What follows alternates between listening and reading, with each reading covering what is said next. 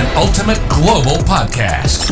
Hello, and welcome to our special weekly podcast on trending international and social affairs. You're listening to Saurabh Kora and George Mavros from Sydney. So, welcome to another exciting episode of the Ultimate Global Podcast. And this is a special series of episodes which we haven't done a lot, but just 2 or 3 episodes till now. And probably this will be the third episode on personal growth and networking. And I've got two wonderful people to talk about this, because I know that both of them have kind of have got immense amount of knowledge on this topic of personal growth and networking. And also the specific topic that we are talking about is what does it really take you to become a high Hmm. performer. We are joined by a special guest for tonight. It's Claire Wu, who is the founder of Breathe into Peace, which she's going to tell us more about in a bit. But I would like to tell how I met Claire. So I've been running these walks for the last 3 months in Sydney. And I met Claire on one of the walks from Bondi to Coogee, if I'm not wrong. And we started talking about this podcast, and she wanted to be a speaker. Uh, and she wanted to tell her story. So I have invited her today. And maybe, Claire, you can start off with your introduction, and then we can talk a bit more about the topic. Yeah, sure. Thank you, Saurabh, and thank you, George, for having me on the podcast. I'm Claire. I'm a physiotherapist that live in Sydney, Cronulla to be precise. I'm also a physiotherapist and the founder and director of Breathe into Peace, mindful breathing necklace and online community. So what I do essentially is like an e-commerce store. So we sell this necklace that helps extend exhalation and relieve stress and anxiety. So the reason we want to speak about this topic is mainly because a lot of achievers and high performers that I know kind of struggle with workaholism, perfectionism, and also anxiety. So yeah, that's what brought me into the field of creating my own necklace. So yeah, really excited to be here. Great. And what do you think about this particular topic? So we are talking about becoming high performers. We're always trying to become a high performer, isn't it? Nobody wants to be performing worst in the room. Everyone wants to be the best performer. But the question here is, what does it really take from you to become a high performer? So what are your initial thoughts on that, Claire? Um, I think there is, first of all, you need to have a lot of desire and drive. Like you almost want it to be, you want to be bigger than what you're currently, and then that desire and drive is really crucial. Becoming a high performer. Not everyone necessarily want to be a high performer, but a lot of people they do want to be a high performers. Other than that, you've got to be adaptable and flexible because I think that is almost like a skills. We live in such a ever-changing environment. There's always new things to learn, new tasks to take on, new people to meet, to handle. There's always challenges coming your way. So being adaptable and flexible is another key. And also, I think when it comes to being adaptable and flexible, like able to managing your emotions is quite important. Like emotional intelligence is something that most people don't talk about, especially in the corporate world, in the business world as well. People emphasize on intellectual intelligence, like how smart you are, how much you know, how many knowledges that you acquire, but not many people speak about emotional intelligence, which is managing your stress, managing your anxiety, managing your other emotions like anger, frustration, sadness, whatever, anything that comes along the way as part of in overcoming your challenges and working towards your goals. And yeah, it's also a part of it is having great and effective communication skills, that we can spend lots and lots of time talking on that one, because to have great communication skill is actually you need to be able to listen actively and deeply. so that you can communicate effectively as well. And yeah, last but not least, able to problem solve. I think that is also part of as being a high performer, is that whenever there is a challenge or a problem, that you have that desire to find a solution. And to be creative, to be tenacious, and to be proactive in finding solutions in solving a problem.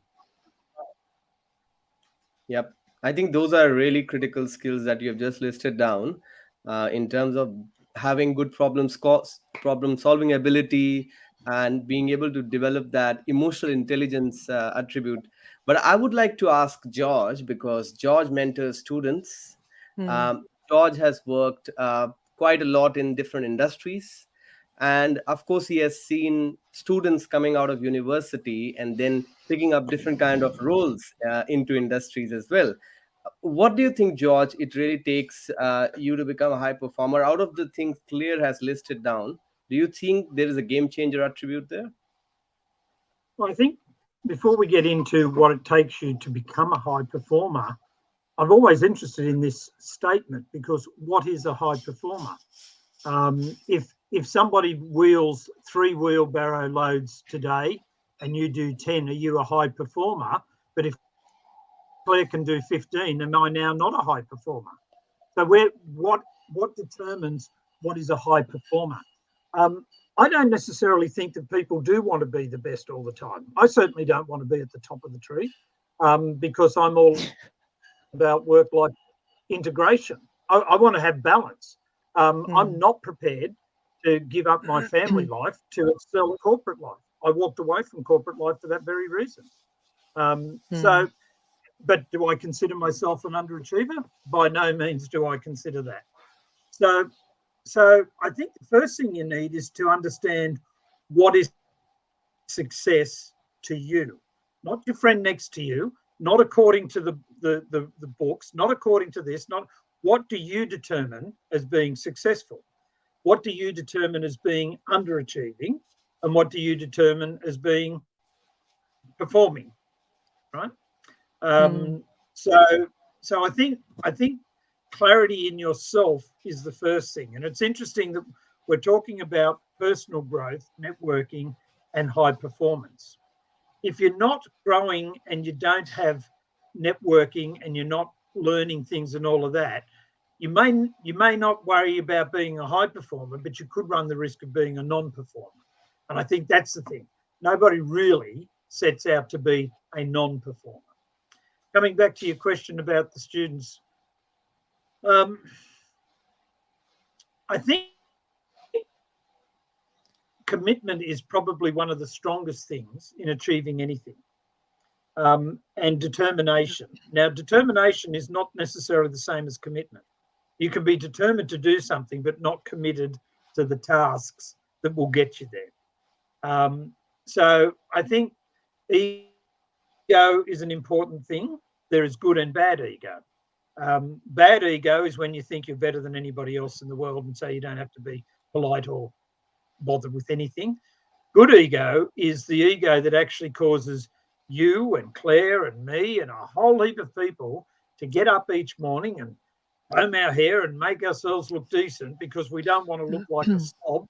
We want people to appreciate that we look professional or business-like. So there's good and bad ego, and good ego is a very important part of things. And I think being able to stay focused on your goals. It doesn't matter if you're drifting a little bit either side of your goal, so long as you're at least heading forward. And a lot of people, I think, give up on the goals, but they don't have the determination, they don't have the commitment. Yeah, and I think this is very much linked to the question that Simon Sinek almost raises in a lot of his episodes. Is why are you doing what you are doing? If you can't find your why, then you can't find why you are doing something in a particular day, which is kind of linking to the results that you produce, and which is kind of makes you a performer. whether it is a high performer or a bad performer. That's what I feel. But I want to point out to Claire and ask her the same question which George just asked. That before even we talk about what does it take to become a high performer, Mm. how will you define a high performer? What is a high performer? Is it subjective? Yeah, so in my understanding as a high performer is someone who's constantly going above and beyond in their work. That's the corporate definitions. Someone who exceed expectations and goals. And I think in life in general, it's someone who's constantly looking for continuous self growth and personal development. Yeah, so I am like I fully supported of what George has said about defining your own success, and also on top of that, understanding your vision in your business, in your life and work, because that's going to that's essentially your why you're doing what you do, because you've got to have a vision. So from corporate definitions and a dictionary definition for high performance, that's what I understood as a high performer. But also as George has mentioned, if you're achieving for the sake of just achieving and comparing and winning other people, it's going to be like a rat race. It's going to be a really a really challenging life for some of you. So yeah, I think determine that success, and have a vision in whatever you do is a key. Yeah, and again, I always keep on asking and looking into things from a listener's point of view. If somebody is listening to this particular episode, what all questions are there in their mind when they are listening to this episode? So, one of the questions that really comes to my mind is uh, maybe I'm not a high performer, or maybe I feel that I'm not a high performer. I'm underestimating myself. What can I do after watching this episode to make sure that I become a high performer from tomorrow, at least in my thoughts, so that those thoughts then transform into right actions? So what do you have to say on that, Claire? um yeah, I guess some of people who have what's it called, it's not the tall poppy syndrome, there's another word for it. It's called imposter syndrome. Yeah, sorry, that word has left my mind for such a long time. Imposter syndrome, which I don't think would exist. I don't agree on that definition, because if you feel like you're not a top performer or not a high performer, a lot of time is also checking in whether you're in the right environment.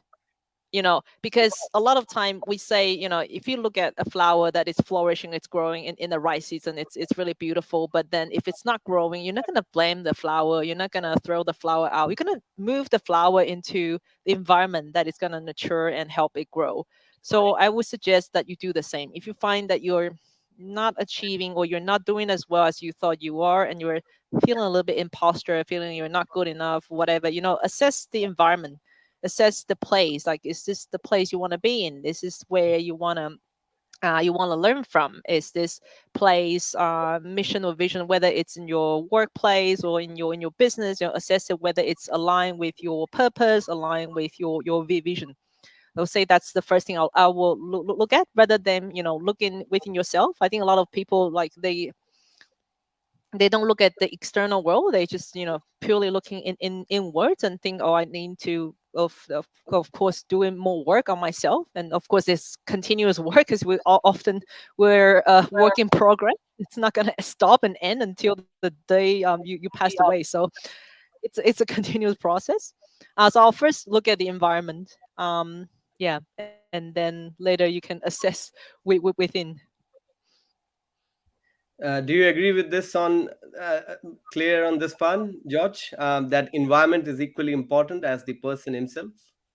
Yeah, look, I think it comes back to, if you're questioning yourself about whether you're achieving enough or doing enough, question yourself as to, in comparison to who. If we put all three of our wealth together, we're all poor people by comparison to Elon Musk. If we put one of our wealths together, we're all ahead of somebody that's sleeping under a bridge tonight in a bag or under a piece of cardboard. So are we poor or are we wealthy? What is the comparison? So I think that, as I said at the very beginning, you have to establish what's important to you. I had a friend of mine absolutely harangue me last year when I told him I'd turned down a job that was $250,000 a year to go and work in corporate world.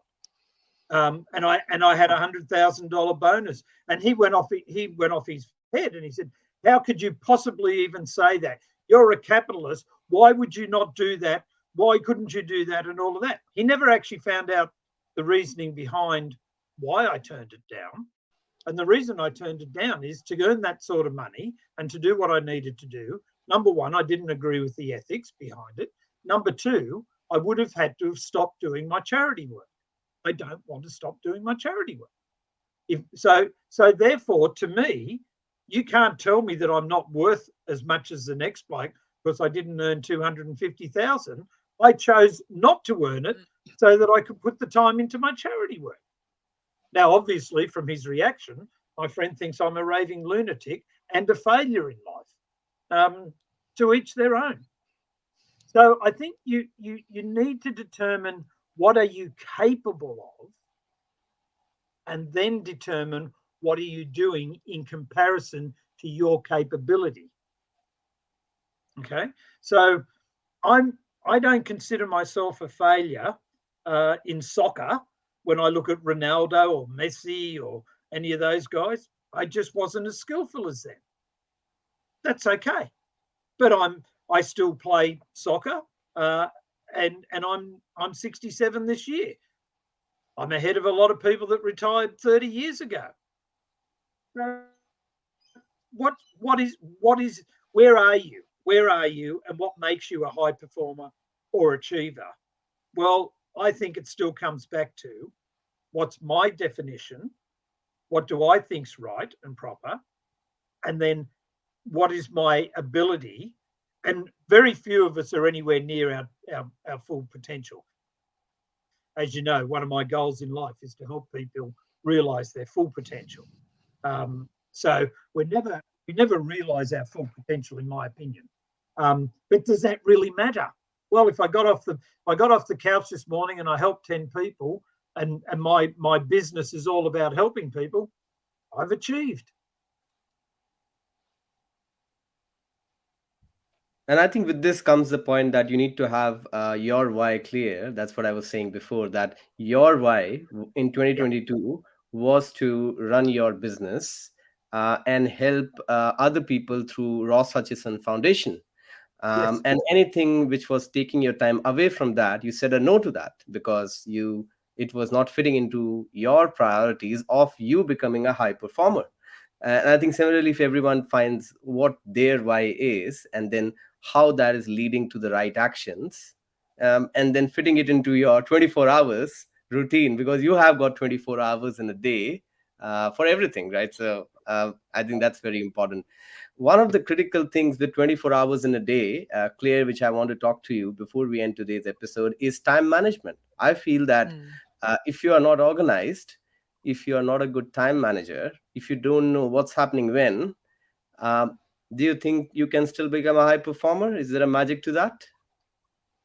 Yeah, so there are a couple of traits about being a high performer. That set aside the definition, of course, I want you to maybe journal or write about your own definition. But then there's a couple of traits that are kind of, to define a high performer as someone who is productive and someone who can go above and beyond in their goals and their expectation, their own expectations. So I think time management, which means priority management, is a key. And it comes down to a lot of factors. Well, understanding your priority, self-awareness, knowing your energy level, how you work best in the day, when you need a nap, when you need to go to sleep, what time you wake up, what time you should avoid work, And putting rest as well, as rest is a discipline for a lot of high performance. It's not something that you earn.